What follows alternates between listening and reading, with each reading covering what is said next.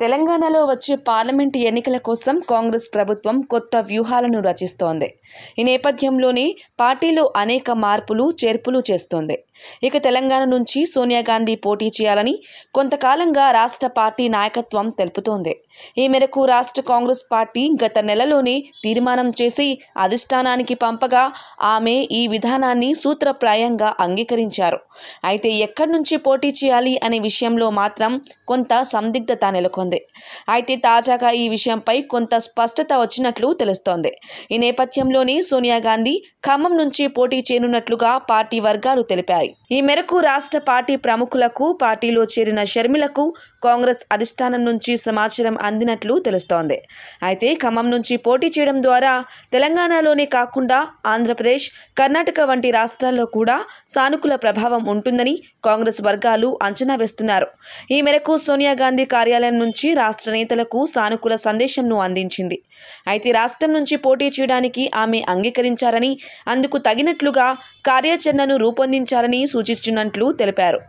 ఢిల్లీ నుంచి green signal రావడంతో సోనియా పోటీకి సంబంధించిన ఏర్పాట్లపై రాష్ట్ర నేతలు దృష్టి సారించినట్లు తెలుస్తోంది. మొదట సోనియా గాంధీ పోటీ కోసం పలు లోక్సభ స్థానాలను పరిశీలించినప్పటికీ చివరకు ఖమ్మం నుంచి రంగంలోకి దించాలనే నిర్ణయానికి వచ్చినట్లు సమాచారం. ఇక ఖమ్మం ఎంపికలో కూడా పలు అంశాలపై పనిచేసినట్లు తెలుస్తోంది. ఇక రాష్ట్రంలో ఇతర నియోజకవర్గాలతో పోలిస్తే ఇక్కడ కాంగ్రెస్ ప్రభుత్వం బలంగా ఉన్నట్లు కనిపిస్తోంది. ఎన్నికల సమయంలో భారీ బహిరంగ సభను ఏర్పాటు చేసి ఆ సభకు సోనియా గాంధీని ఆహ్వానించాలని రాష్ట్ర నేతలు భావిస్తున్నట్లు సమాచారం. అయితే సోనియా గాంధీ తెలంగాణ నుంచి పోటీ చేస్తే ఆమె దక్షిణాది నుంచి పోటీ చేయడం ఇది రెండోసారి అవుతుంది. గతంలో 1999 సంవత్సరంలో కర్ణాటకలోని బళ్ళారి నుంచి సోనియా గాంధీ పోటీ చేసి సుష్మా స్వరాజ్పై విజయం సాధించారు. ఇప్పుడు మళ్ళీ 25 ఏళ్లకు సోనియా గాంధీ దక్షిణాదిలో భాగమైన ఖమ్మం నుంచి పోటీ చేయడానికి సిద్ధమవుతున్నట్లు తెలిపారు. ఇక ఇందిరాగాంధీ కూడా గతంలో కర్ణాటక, తెలంగాణ ప్రాంతాల నుంచి పోటీ చేయగా 1978లో కర్ణాటకలోని చిక్మంగళూరు నుంచి పోటీ చేసి విజయం సాధించారు.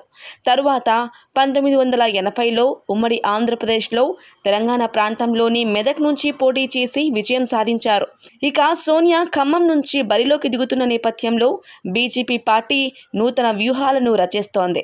ఇక బీఆర్ఎస్ నుంచి ఎవరు పోటీ చేస్తారనే అంశంతో పాటుగా ఈ మూడు పార్టీల్లో ఏ పార్టీ ఖమ్మం సీటును సొంతం చేసుకోబోతుంది అనే అంశం ఆసక్తికరంగా మారుతోంది.